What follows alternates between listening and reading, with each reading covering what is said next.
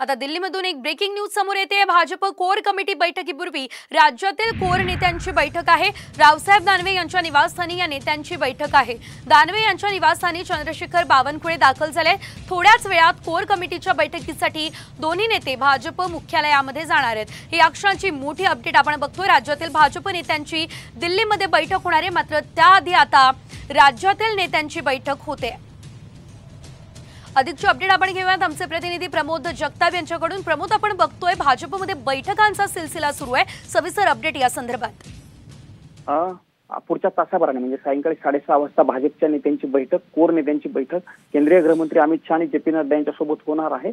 विधानसभा निवडणुकीच्या पार्श्वभूमीवर ही अत्यंत महत्त्वाची बैठक आहे आणि या बैठकीमध्ये लोकसभा निवडणुकीमध्ये भाजपला न मिळालेलं यश आणि विधानसभा निवडणुकीची रणनीती या अनुषंगाने चर्चा होणार आहे। पण त्यापूर्वी जर आपण बघितलं तर भारतीय जनता पार्टीच्या सगळे नेते जे आहेत ते त्या बैठकीपूर्वी रावसाहेब दानवे यांच्या निवासस्थानी जमणार आहेत आणि या ठिकाणी यांची एक बेसिक चर्चा होणार आहे। आपण जर बघितलं तर प्रदेशाध्यक्ष चंद्रशेखर बावनकुळे काही वेळापूर्वी रावसाहेब दानवे यांच्या निवासस्थानी आलेले आहेत आणि देवेंद्र फडणवीस हे देखील या ठिकाणी येऊ शकतात आणि या सगळ्या नेत्यांची चर्चा जी आहे ती बैठकीपूर्वी होऊ शकते। नेमकं बैठकीमध्ये कोर कमिटीच्या बैठकीमध्ये केंद्रीय नेत्यांसमोर कोणते मुद्दे मांडायचे त्या अनुषंगाने या बैठकीमध्ये चर्चा होणार आहे। निश्चितच प्रमोद, धन्यवाद दिलेल्या सर्व अपडेटसाठी।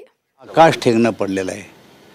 कोणी डोके ठिकाण्यावर न ठेवता बोलतंय, कोणी शेतकऱ्याकडून शेतमजुराकडून आपले पाय धुवून स्वच्छ करून घेतंय।